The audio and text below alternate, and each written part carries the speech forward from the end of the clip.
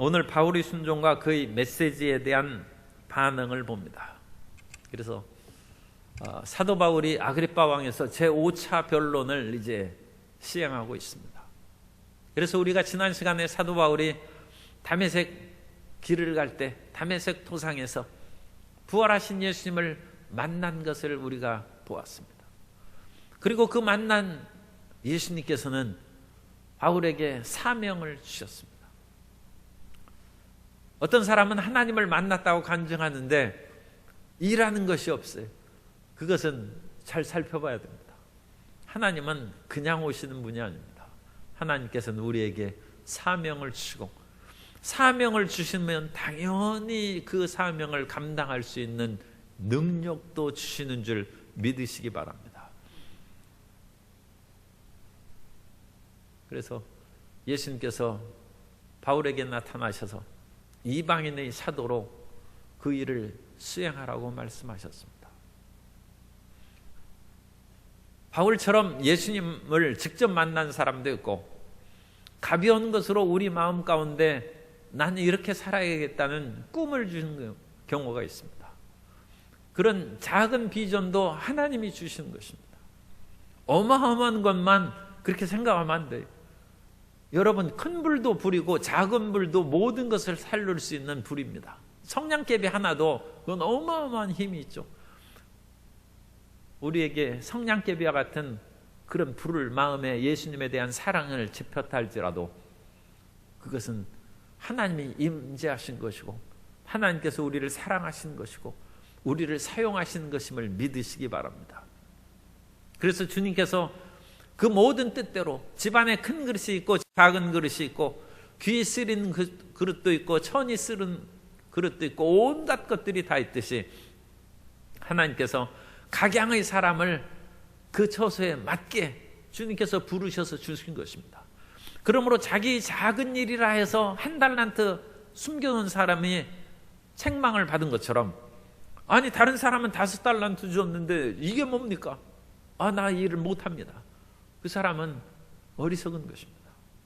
2달란트 받았거나 5달란트 받았거나, 만일 1달란트 받은 사람도 똑같이 충성했다면 주님의 말씀은 똑같습니다. 착하고 충성된 종아 잘하였도다. 내가 적은 일에 충성하였으니 내게 큰 일을 맡기겠다. 그 예수님의 약속과 충성이 같다는 것을 우리가 기억해서 우리가 맡은 작은 구역의 일에, 주님께서 우리에게 맡기신 작은 봉사 일에 충성을 다하시고 열심을 다하는 저와 여러분이 되시기를 바랍니다. 크게 나타나서 간증을 할 만한 사도 바울처럼 부활하신 예수님을 만난 그런 것은 하나님 뜻대로 하는 것입니다. 그러니까 그거에 대해서는 우리가 얘기할 필요가 없습니다. 로마서 9장 22절 이하에 보면, 만일 하나님이 그의 진노를 보이시고 그의 능력을 알게 하고자 하사 멸하기로 준비된 진노의 그릇을 오래 참으심으로 관용하시고, 또한 영광 받기로 예비하신 바 긍휼의 그릇에 대하여 그 영광의 풍성함을 알게 하고자 하셨을지라도 무슨 말을 하리요? 진노의 그릇에도 긍휼을 베푸시는 것이 하나님의 뜻이고, 영광의 그릇에도 그 풍성함을 알게 하시는 것도 하나님 하시는 것입니다. 우리 마음의 교만함과 내 마음의 탐심을 내려놓고 하나님께 순종하면 주님께서 우리의 작은 마음도 살펴보시고 헤아려 주시고 은혜를 내려 주십니다. 하나님은 작은 산도 제석산도 산이고, 무등산도 산이고, 에베레스트 산도 산이고, 하나님이 보시기에는 다 이 지구가 먼지와 같은데 그 대단한 거 아닙니다. 그러니까 우리는 제석산 기슭에 있으면서 에베레스트 산을 생각하면 누구는 저렇게 위대하고 높은데 이게 뭡니까? 하나님은 지구를 티끌처럼 여기는데 그런 것으로 조금도 불만을 가지면 안 됩니다. 중요한 것은 뭡니까? 주님께서 내게 주신 그 모든 것을 순종하고 충성하는 것입니다.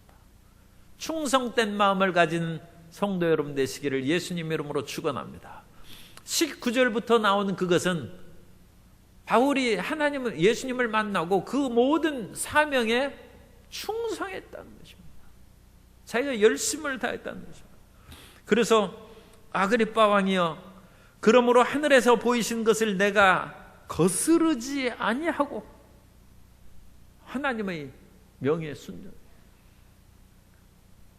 사도 바울이 거스르지 아니하는 것처럼 우리 마음 가운데 작은 그런 음성이 들리죠. 텔레비전 한창 보고 있는데 무엇인가 마음이 조금 불편해지면서 기도를 해야 되겠다. 그때 기도하는 것이 하늘의 뜻을 거스르지 않는 것입니다. 그게 충성하는 것입니다. 그래야지 뭐 어마어마한 지금 전쟁을 할까 말까, 핵폭탄 단추를 누를까 말까, 그런 것이 문제. 그런 데는 충성하고 뭐 이런 세미한 음성은 거역해도 된다. 그것이 아닙니다. 작은 일에 충성하는 자에게 큰 일을 맡겨주시고 하나님이 우리를 신뢰한다는 그 사실이 중요한 것입니다. 작은 일을 충성을 다하는 우리가 되면 주님의 뜻대로 큰 일도 맡기시고 또 큰 일 안 맡기셔도 상관없습니다. 작은 일에 충성하면 하늘에서 그만큼 상급을 받고 주님의 인정을 받게 될 줄로 믿습니다. 그래서 사도 바울은 성령이 너희에게 임하시면 예루살렘과 온 유대와 사마리아와 땅끝까지 이르러 내 증인이 된다고 했는데, 그 비슷하게 20절에 다메섹과 예루살렘에 있는 사람, 유대 온 땅과 이방인에게까지 회개하고 하나님께로 돌아와 회개에 합당한 일을 하라, 그렇게 전했다고 했습니다. 회개에 합당한 일을 하라. 사람들은 세상을 향해 있습니다. 그리고 예수님을 믿는 것은 세상에서 하나님께로 돌이키는 것입니다. 그게 회개하는 것입니다. 그리고 회개하면 우리가 하나님을 바라보고 하나님의 뜻을 순종해야 되는데, 하나님과 우리 사이에 가로막힌 그것이 죄악의 문제입니다. 우리가 아무리 부르짖어도 기도가 응답하지 혹시 안 되는 일이 있다면 하나님과 우리 사이에 죄가 가로막혀서 우리의 부르짖음을 하나님께서 듣지 못하게 하신다. 하나님은 알고 계시죠. 전지전능하신 하나님이시니까. 그러나 하나님의 손길이 뻗칠 때 죄악을 하나님께서는 그것을 없애버려야 하나님의 손길이 임하는 것이죠. 다니엘이 하나님 앞에 부르짖어 기도할 때 천사가 응답을 갖고 내려오는데 공중에 권세 잡은 자가 가로막히니까 그 가로막힌 것이 거기에서는 악령입니다만 죄라고 해도 마찬가지입니다. 그러니까 죄를 씻어버리고 기도를 계속하고 악령의 세력을 무너뜨려야 다니엘에게 응답을 가진 천사가 다니엘에게 임한 것처럼 이 죄가 없어져야죠. 그런데 그 죄를 누가 없습니까? 예수님이 없습니다. 그러니까 예수님을 믿어야 되는 것입니다. 회개하라는 것은 예수님을 믿는 것입니다. 자기 죄를 용서해 주십시오, 그것만으로 충분하지 않습니다. 그 죄를 용서하신 분이 예수님이시고 예수님께서 십자가에서 못 박혀 피를 흘리심으로 우리 죄를 대속하셨다는 것을, 그것을 믿는 것이 예수 믿는 것이고 그것이 회개하는 것입니다. 그래서 항상 예수 그리스도의 십자가를 바라보고 죄사함을 받아서 하나님 앞에 나아가는 그 모든 장애물이 사라져버리고 주님께 기도 응답을 받고 사랑받는 자녀들이 되시기를 바랍니다. 그리고 하나님을 만났어요. 어린아이가 그렇게 아빠가 출장 가셨는데 기다리고 기다리다가 잠이 오는 것을 참고 아빠를 만났어요. 그럼 아빠는 호떡이라도 사와야죠. 반드시 어린아이를 둔 사람은 어디 먼데 갔다 올 때는 선물을 사와야 돼요. 아빠를 만나면 좋은 일이 있는 것이죠. 회개에서 하나님을 만나면 우리가 좋은 일이 있고 기쁨이 충만한 것이죠. 그래서 그 마음에 기쁨이라는 열매가 있는 것이고 그 마음에 평안이 다가와서 자기의 동생들, 이웃을 사랑하는 것입니다. 그게 회개한 사람의 마땅한 열매입니다.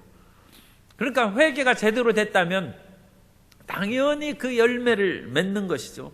그래서 20절 끝에 회개에 합당한 일을 하라, 그렇게 전한 것입니다. 어떤 상당히 그래도 그분이 부자입니다. 부자인데 뭐 부족함이 없으시죠? 내가 그랬더니 제가 없는 것이 많습니다. 그러면서 하는 그 말씀이 나는 비행기도 없고 요트도 없다고 그러더라고요. 왜 요트를 없다고? 몇십 년 전에 내가 들은 얘기인데, 그러고 보니까 요즘 요트 얘기가 나와가지고 요트가 상당히 부자가 하는 거예요. 몇 억이나 되는데 그분은 요트 충분히 살 수 있는데도 어쨌든 우리 생활 습관에 익숙하지 않아가지고 요트가 없나 봐요.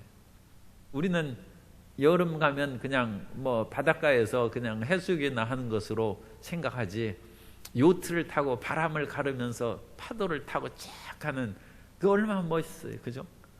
그 성도 여러분도 요트를 사시기 바랍니다. 그런데 지금은 적절하지 않은 것 같아요. 지금 사람들이 신혼여행도 안 가고 그렇게 하는데 그거 요트 사러 다른 데 가면 그 말이 생기죠. 그런데 요트 사는 그것은 얼마나 신나는 일입니까? 그 자체가 나쁜 건 아니죠. 그런데 다만 현재의 상황과는 어울리지 않는다. 왜? 지금 소상공인들이 다 그 경제적으로 어려움을 빠져서 파산하고 그야말로 굶주림에 처할 그런 위기에 있는데, 뭐 서양에서는 요트가 뭐 어떤 수준인지는 모르겠습니다만 어쨌든 서양에서도 요트를 가진 사람은 뭐 별로 그렇게 많지는 않은 것 같아요. 그러니까 그것도 상류층의 그런 그 레저 활동에 필요한 것이죠. 그러면 그런 위에 있는 지도자로서 겸손함을 보여. 그것이 회개에 합당한 열매입니다. 누가복음 3장 8절에 보면 그러므로 회개에 합당한 열매를 맺고 속으로 아브라함이 우리 조상이라 말하지 말라. 내가 너희에게 이르노니 하나님이 능히 이 돌들로도 아브라함의 자손이 되게 하시리라. 침례 요한은 거기에서 아주 구체적으로 회개에 합당한 열매를 얘기합니다. 너희가 두 벌 옷이 있으면 한 벌도 없는 사람이 지금 부지기수니까 나눠주라. 오늘날은 우리가 옷은 못 입은 사람은 없어요. 그런데 옛날에는 정말로 옷 없고 헐벗은 사람이 많아요. 옷이 귀했죠. 지금은 옷 재활용해도 버려도 누가 가져가지도 않아요. 그런데 이 당시만 해도 로마의 제국하에서 팔레스타인 사람들이, 그 이스라엘 백성들이 고통당하고 있어서 옷 두 벌 있는 사람은 나눠주는 것이 회개에 합당한 열매고, 로마의 지배하에 있으니 세금 안 낼 수 있습니까? 그래서 세리들이 많이 생겼어. 세리는 어느 면으로는 로마의 그런 그 앞잡이 노릇을 그 당시 한 것입니다. 뭐 어쩔 수 없이 나라가 망했는데 뭐 로마 제국의 그런 지시를 따라야죠. 그러면 온 국민이 다 살상을 당하고 모든 산업이 빼앗길 텐데 조금씩 세금을 내는 것이 오히려 낫지 않습니까? 그렇지만 세리는 마땅히 받아야 될 것만 받고 징수하지 10개 받아야 될 것을 20개, 30개 받아서 나머지 착복하고 그런 거 하지 말라는 것입니다. 그러니까 세리 직업은 그것은 당연히 수행하는 것이로되 무리하게 일을 행하여 다른 사람을 고통을 주지 말라. 그러니까 세리는 세리하라는 것입니다.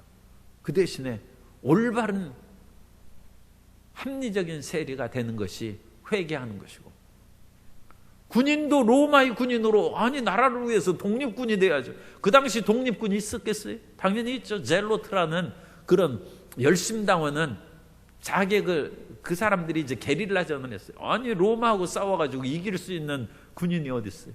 그러니까 게릴라전으로 자객하는 그런 열심당원들이 있었어요. 그렇다고 해서 아무나 다 독립군 하는 것이 아닙니다.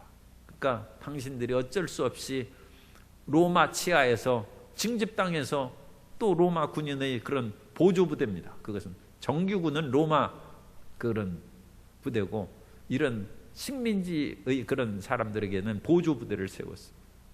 보조부대의 군인을 할지라도 남의 것 강탈하지 말고 주는 급료로 합당하게 살아가는 그것이 회개에 합당한 일입니다. 그러므로 우리는 이 회개하고 그 회개에 합당한 생활하는 것이 얼마나 우리에게 실질적으로 수행할 수 있는 것인지 그걸 알아야 됩니다. 주님, 내 생활이 이런데 나는 회개 못합니다. 그런 말을 할 수가 없어요. 그런 상황 가운데. 그러니까 뭐 도둑질하는 거나 나쁜 거 하는 거면 그건 손 씻어야죠. 그러나 그렇지 않은 인정되는 모든 직업에서는 올바르게 행하면서 예수님을 잘 믿을 수 있다는 것입니다. 그래서 회개에 합당한 열매를 맺고 그 일을 행하라고 사도 바울이 복음을 증거하는데 21절에 보면 유대인들이 성전에서 나를 잡아 죽이고 하자 했습니다. 그것이 20절에 있는 말하고 연결됩니다. 그래서 예루살렘과 유대 거기에 복음 전하는 건 괜찮은데 이방인에까지, 그래서 이방인에게까지 복음을 증거하라는 그 말 들으면 유대인들은 피가 거꾸로 흐르는 거예요. 사도행전 22장 21절 이하에 보면 나더러 또 이르시되 떠나가라 내가 너를 멀리 이방인에게로 보내리라 하셨느니라. 여기도 이방인에게로 보내리라 하셨느니라. 이 말하는 것까지 그들이 듣다가 소리질러 이르되 이러한 자는 세상에서 없애버리자 살려둘 자가 아니라 하여. 그 당시 잘못된 유대인의 선민의식입니다. 그래서 이방인들에게 율법의 귀한 것을 전해준다. 개들에게 어찌 진주를, 돼지에게 진주를 던져주고 그런 상종 못할 그런 사람들에게 어찌 율법을 가르친단 말이냐. 그건 살려둘 자가 아니라.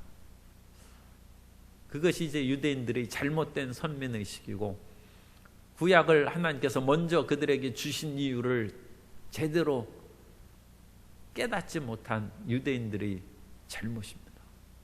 오늘날 하나님께서 우리에게 어떤 지혜를 주시고 자리를 주시고 명예를 주시고 권세를 주셨으면 그걸 잘 생각해야 됩니다. 하나님께서 특권 비슷한 것이 우리에게 주면 다른 사람과 달리 나만 사랑하는 것인가? 그렇지 않습니다. 하나님은 공평하십니다.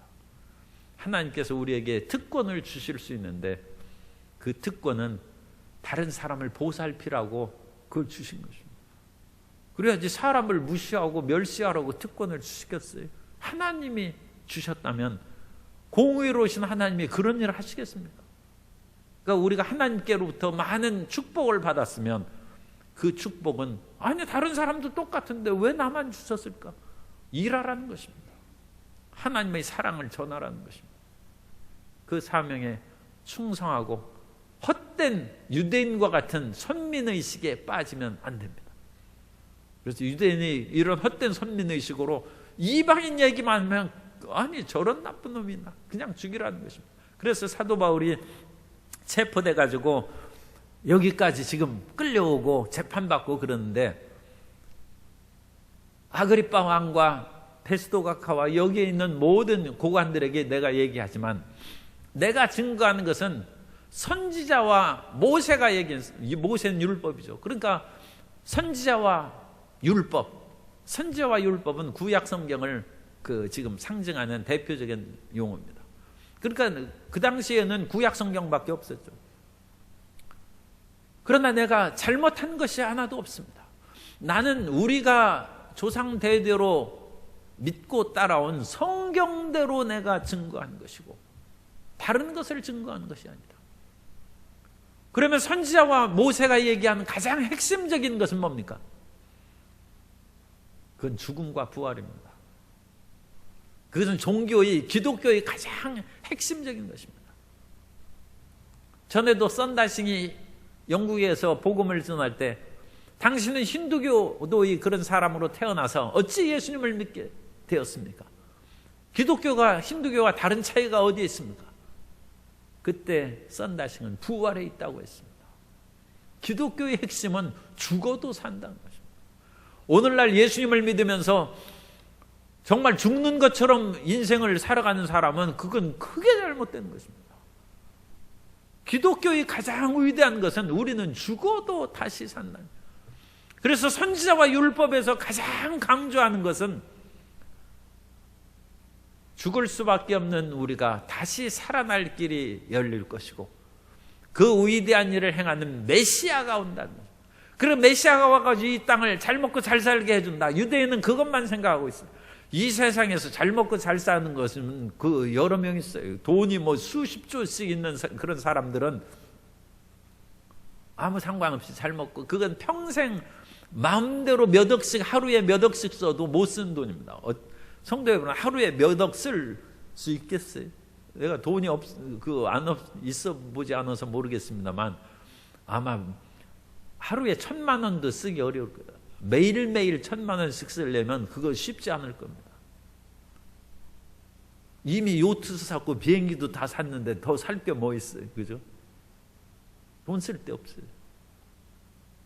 세상의 부자들은 그러면 성공한 인생입니까? 세상의 부자들도 죽으면 흙으로 돌아갑니다. 인생의 가장 비극은 허무하다는 것입니다. 흙으로 돌아간다는 것입니다. 그러나 하나님은 티끌로 사람을 만드셨고 티끌로 돌아가는 처참한 인간으로 끝내는 것이 아니라 그것은 아담과 하와의 죄악으로 말미암아 너는 흙이니 흙으로 돌아가라. 심판의 선언입니다. 그러나 메시아가 보내면 내가 흙에서 다시 살아난다는 것입니다.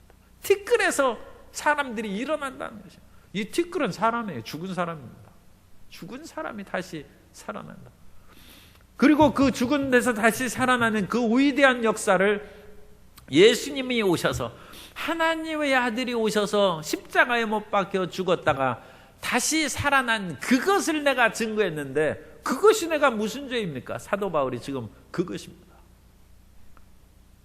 그래서 사람이 죽었다고 살아난 얘기를 지금 사도 바울이 핵심적으로 얘기하니까 로마의 합리적이고 이성적인 그 베스도가 더 이상 듣지 못하고, 바울아 내가 미쳤도다,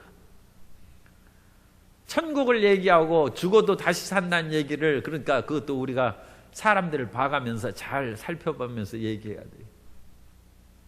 그런 것을 곧바로 너무 직접적으로 얘기하면 미쳤다고 얘기해요. 그래서 그것을 믿지를 않습니다. 그러면서 너희 많은 학문이, 사도 바울의 얘기를 들어보니까 베스도도 유식한 사람이죠. 로마의 총독이니까. 이건 불황무식한 사람이 아니거든. 사도 바울이 얼마나 그야말로 조리 있고 합리적이고 또 사용하는 그런 모든 어휘나 단어들이 학문이 있는 사람이에요. 그러니까 너희 많은 학문이 너를 미치게 했다고 그와 같이 얘기하죠. 그러니까 베스도가 물론 사도 바울의 그런 학력을 조사했고 그 이제 피의자의 그런 신원을 조사한 그런 것들이 물론 있겠죠. 그런데 아무리 뭐 좋은 학교를 나왔다 할지라도 그 말하는 것을 들어보니까 이것은 못 배운 사람하고 똑같아요. 그러면 그건 뭐 이제 완전 주가가 떨어지는 것이죠. 그런데 사도 바울이 이 말하는 것을 봐도 이건 대단한 학식 있는 사람, 내 많은 학식이 너를 미치게 했구나. 왜냐하면 죽은 자가 다시 살아나고 부활과 영생을 얘기하고 천국을 얘기하고 그러니까 정말 허황되게 생각합니다. 그런데 사도 바울이 이 베스도에 대해서 분노하지 않습니다. 이 사람 모르는 사람인데. 그러니까 여러분, 참 이게 또 미안한 표현입니다만, 눈이 안 보이는 분하고 이렇게 길에서 마주쳐서 그 사람이 부딪혔으면 절대 화내면 안 돼요. 눈뜬 내가 부딪힌 것을 부끄러워해야죠. 아니, 눈 감은 사람이 나한테 부딪히고 그런 것에 대해서 자기가 눈 뜨고 멀쩡하면 그거 미리 해가지고 피해가야지. 그거 어떡하겠습니까? 그러니까 알지 못한 사람에 대해서 화를 내고 분노하는 것은 그건 잘못된 거예요. 그 사도 바울은 이 베스도에 대해서 미치긴 내가 왜 미쳐 하면서 소리 지르지 않냐고 부드러운 말로. 25절에 바울이 이르되 베스도가 가여 내가 미친 것이 아니요 참되고 온전한 말을 하나이다. 그렇게 점잖게 얘기한 후에 이제 같은 유대인인 아그리빠 왕에게 말을 그냥 싹 돌려버린 거예요. 지금 모르는 사람하고 베스도는 여러 단계를 거쳐야 이 복음의 메시지가 들어갈 사람입니다. 그러니까 이런 얘기를 한두 번 들어가가지고 금방 부활을 믿고 죽은 자가 살아나고 천국을 가는 것을 믿을 수가 없죠. 그런데 이 거대한 바위도 끊임없이 내리치면 속에 금이 가고 깨어지는 거죠. 그런 것처럼 베스도가 이제 사도 바울이 이와 같은 부활의 메시지를 여러 번 들으면 믿어지는 거죠. 그래가지고 마음이 깨어지고 깨어진 사이에 물이 들어가면 물이 얼었다 녹았다 하면 더 바위가 틈에 벌어지고 마침내 그 마음이 열리는 것입니다. 그래서 끈질기게 우리는 복음을 증거하고 복음의 핵심을 가르쳐줘요. 일단 베스도에게서 넘어가서 아그리빠 왕에게 얘기를 합니다. 아그리빠 왕이요, 왕은 내가 하는 말을 모르시는 것이 하나도 없을 줄로 생각합니다. 아그리빠 왕은 전 시간에도 말씀드렸죠. 대제사장을 임명할 수 있는 권한을 받은 사람이에요. 그러니까 아무나 대제사장 세울 수 없죠. 아그리빠 2세는 상당히 유대교에 대해서 자기가 유대인의 그런 하스몬 왕가의 피를 갖고 태어난 사람이니까 그런 정통성도 있을 뿐만 아니라 대제사장을 임명하려면 유대교에 대해서 잘 알아야죠. 더군다나 여기에서 살았기 때문에 예수 그리스도의 십자가의 죽음과 부활에 대한 그런 소식도 그건 다 아는 얘기인데 그것도 알고 있을 것이니까. 그러므로 아그리빠 왕은 지금 제가 한 모든 말을 다 이해할 것으로 생각을 합니다. 그러면서 사도 바울이 단도직입적으로 예수 믿으라고 저는, 우리가 그 복음을 웬만큼 증거했으면 예수 믿고 결단을 하라고 그렇게 하는 것이 필요합니다. 아니 지금 말 한 번 설교했다고 예수님 믿으라고 합니까? 그런 식으로 물러날 사람도 있지만 그 사람은 다음에 또 전하면 되는 것이고, 그 한 번 듣고 믿는 사람이 있다니까요. 그래야지 예수님 믿고 결심하십시오, 그 말이 너무 성급한 것이 아닌가, 그렇게 얘기할 필요 없어요. 그래서 사도 바울이 27절에 예수 믿으라는 것입니다. 이게 아그리빠 왕이여, 선지자를 믿으시나이까? 믿으시는 줄 아나이다. 사도 바울도 믿습니다 하고 그와 같이 돌진해 나가는 것이죠. 여기서 선지자를 믿으시나이까? 선지자는 무슨 선지자예요? 선지자와 율법의 핵심이 뭡니까? 예수님이 죽으셨다가 부활하신 것을 구약이 증거하는 것이고, 그 구약의 증거하시는 실질적인 일을 예수님이 오셔서 이루셨다는 것입니다. 그러므로 선지자를 믿으십니까? 하는 그 말은 예수님의 죽으심과 부활을 믿습니까? 다른 말로 하면 예수님께서 하나님께 나아갈 수 있는 길이 되신 것을 믿습니까? 예수님께서 당신의 죄를 위하여 십자가에 못 박혀 피 흘리신 것을 믿습니까? 그 말입니다. 선지자를 믿으십니까? 그러니까 아그리빠 왕이 깜짝 놀랐어요.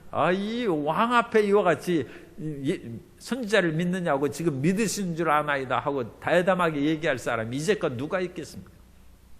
그러니까 하나님이 그 일을 위해서 사도 바울을 지금 체포하게 하고 여기에서 신문받게 합니다.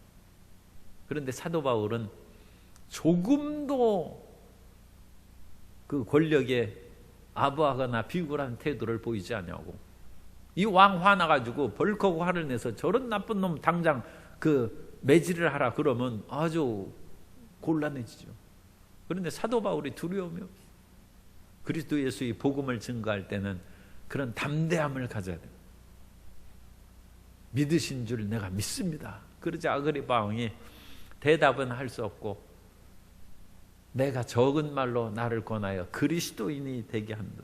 그죠? 이 예수 믿으라고 한 것을 여기에서 28절에 확실히 하는 것이죠. 적은 말로 권하여. 또는 이 적은 말을 그 올리고스라는 단어를 쓰는데 짧은 시간에 그렇게도 번역할 수 있어요. 그래서 여러분 그 주가 있는 성경을 보면 거기에서 그 표시가 되어 있어요. 그래서 이 적은 말하고 또는 짧은 시간에 그렇게 써는 그런 성경이 있어요. 여러분 이런 작은 글씨가 있는 성경을 사야겠어요? 안 사야겠어요? 그런 걸 사야 됩니다. 그래야지 이런 작은 글씨 안 보여서 못 삽니다 하는 분은 할 수 없어요. 그렇지만 성경의 이런 번역을 좀 더 상세하게 해놓은 그런 것들을 읽고 하나님의 말씀을 제대로 알아야 됩니다.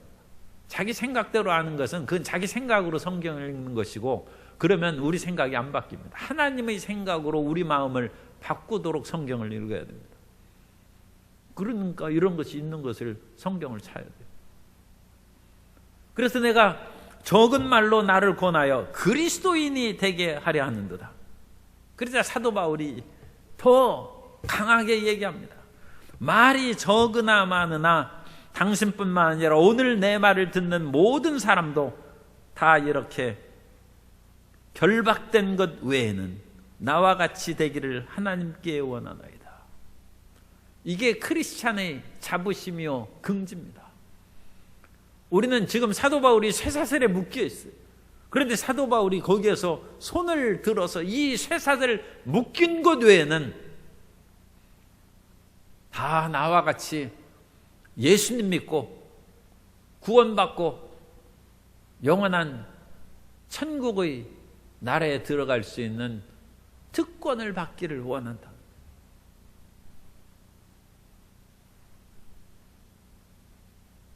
오늘날 예수님 믿는 사람이 부끄럽다고 하고 그러는데 사실은 그건 우리가 세상 사람들에게 좀 접촉점을 마련하기 위해서 그렇게 겸손하게 얘기하는 것이고,